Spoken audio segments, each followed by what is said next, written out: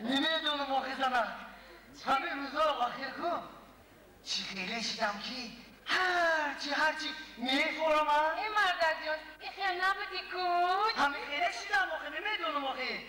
الان تیز بگو چیز میفورم میفورم که در این کوخی بارباد کن هیچ که نباشه در حالت آخران کن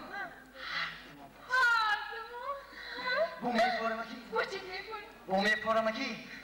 سودهی روی آه شد با شما مرا بگیری همه خیلی رنگی گشتش قرد کنی بو میفورم که میفورم که جانی من یک بو کنی میفورم که یک بویی خوش را کنی میفورم که جانی من یک بو کنی میفورم که یک بویی خوش را کنی میفورم که کرتایی تیتم پوشی میفورم که کرتایی تیتم پوشی پیشی بر تگمایی آخو کنی پیشی بر تگمایی آخو کنی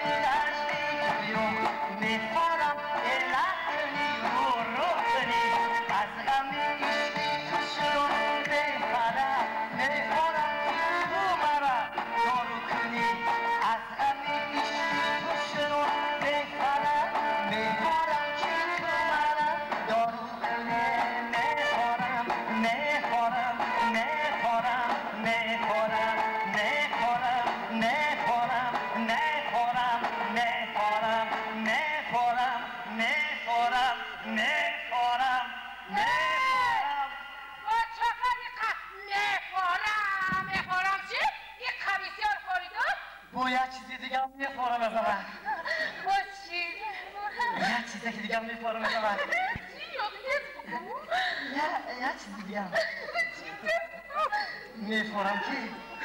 میفورم که اکثر اینا جوان 18 ساله باشه در پهلوم خودم باشم؟ نه خودت نباشی چی؟ یک دختری جوانی موزون قامتی ابرو کمندی میزگان سیاهی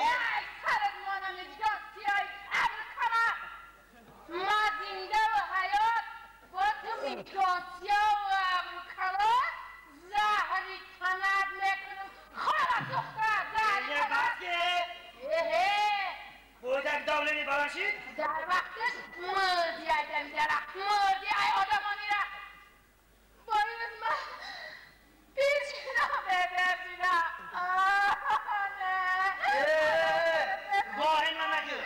واهی من نکن اما وقتش داشت او قدختری خوشون نبوده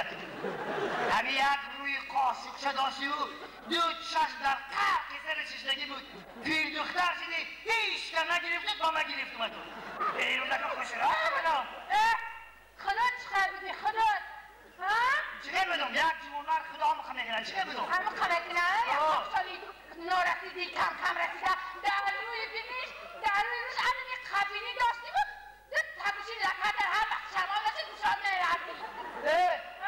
با اکرام در دستی مفتی کم ترنگ بود رو آردن مردکه بینیش گفتیم فهمیدی؟ بله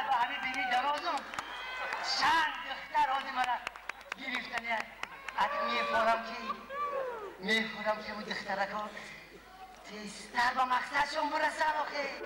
مفورم مفورم مفورم مفورم مفورم مرم مفورم چی مفورم؟ مفورم چی مفورم تیستر بگو؟ مفورم کی؟ در برمیان مرده که بوز بالا خوشم ببخش بسته بکنم خوش برودی قلم خوش باشم بسته بکنم خوش قد و خوش قامت باشم ببخش بسته بکنم با من چیزی بفرده رو مفورم مفورم هم بینده کو عزیزکم راستی ترا بفوره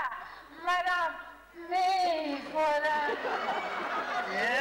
های مرم تو گفتنی عزیزکم شیخی کنه